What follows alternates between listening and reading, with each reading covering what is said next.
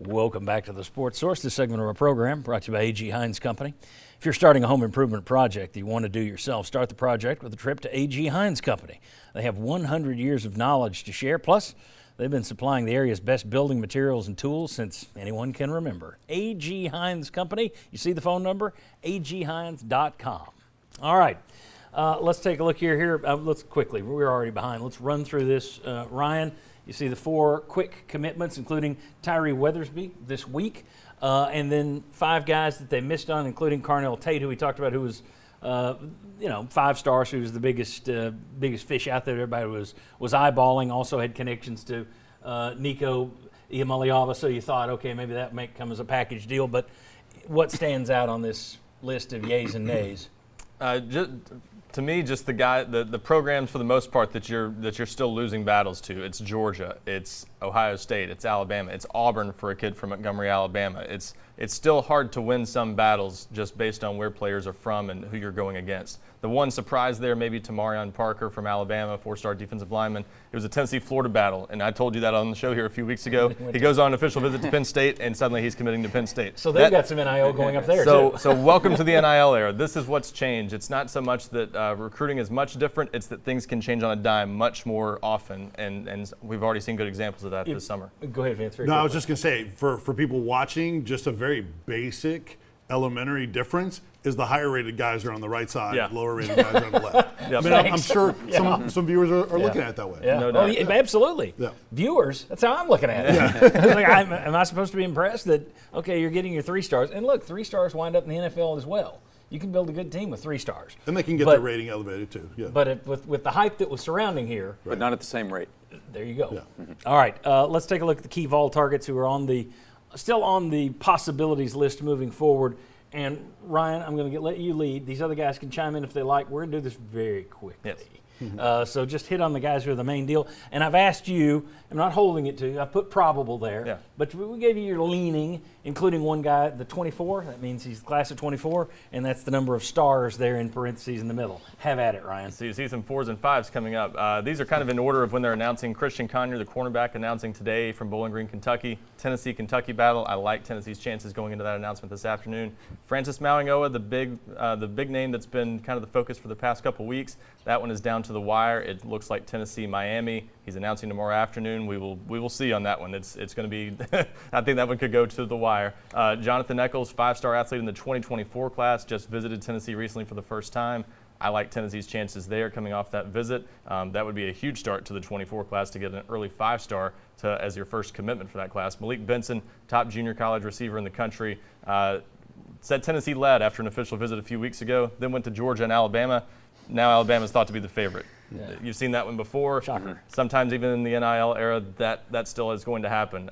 Cameron Seldon, 4-star athlete, big-time target for Tennessee. That is a Tennessee-Penn State battle. Even though there's some question marks up there, I would lean slightly toward Tennessee leading up to that one. He's going to announce, it sounds like, on Thursday, so that one should be coming soon. Shamarad Umarov, 4-star offensive lineman from Georgia, just took his official visit to Tennessee last weekend. The Tennessee-Georgia battle, I like Tennessee's chances in that one as of right now. He's announcing on Friday, so you can see Tennessee with a real chance to add some star power to this class over the next couple weeks.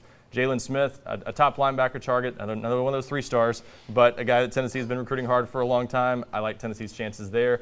Stanton Ramil has not announced a decision date, but that's another highly ranked offensive lineman they have a real shot at. I would lean slightly toward Tennessee at the moment, but Penn State, Michigan State, and Clemson all involved there as well. And then Lucas Simmons, this may be one of the other big battles they still have on their hands. Florida, Florida State, and USC all heavily involved there, but Tennessee still feels it's very much in the mix. Great stuff. Well done. Yeah. Take a sip of English Mountain Spring Water and grab a breath, and we'll let Josh Vince, anything you want to add to what you're seeing there from this list, or give me an overall take. If you grab a couple of these, if you hit on a couple of these 5 stars, all of a sudden the mood around here changes. Then all of a sudden the hype about NIL was real. And if you miss on the 5 stars and you land a bunch of 3 stars, I think it's going to be kind of this same, well, I thought we were supposed to be special. And those 2 5-stars are announcing on the same day, tomorrow, on the 4th of July. So that could be one of those things. Great 4th of July or a some recruiting fireworks, John. There you go. That's why you're on the radio. Right. Yeah. But how much Tennessee 12th right now in 24/7's rankings?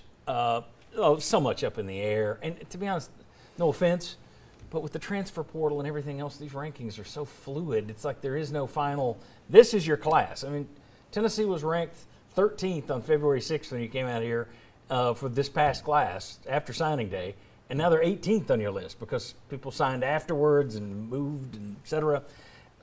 How far could Tennessee get? What are we looking at? What are you expecting for Tennessee this year? What is the goal? Last year you said, well, if they finish top 25, that's great. They finished ahead of that. Yep. What's your goal this year? I've said since they landed Nico Iamaleava, I think the realistic goal has been a top 10 class, and I think that's still very realistic. I don't think top 5 was very realistic from the start. I think that's where some fans maybe got a little carried away, thinking the coattails would be bigger than they were at the time. But it opens some doors. It's given Tennessee a chance, and if they land a good portion of those guys on that list that we just went through, that I think they will get, I think they're going to be very much in the mix for a top 10 class. So I think top 10 is real, and that'd be the first time Tennessee's done that in the 24/7 Sports Composite ranking since 2015. Okay. Arch Manning went to Texas, and coattails, Yep. immediate coattails. He's named Manning, so is that the difference? Nico's a top 5 quarterback. Shouldn't Tennessee have had better coattails with Nico, or is it just, it's the Arch Manning thing? And it's also, Tennessee and Texas, it's not like Texas is tearing it up in football either right now. They've been in the same desert that you've been in, but it's still the Texas brand versus the Tennessee brand right now. Should Nico's coattails be bigger than they are?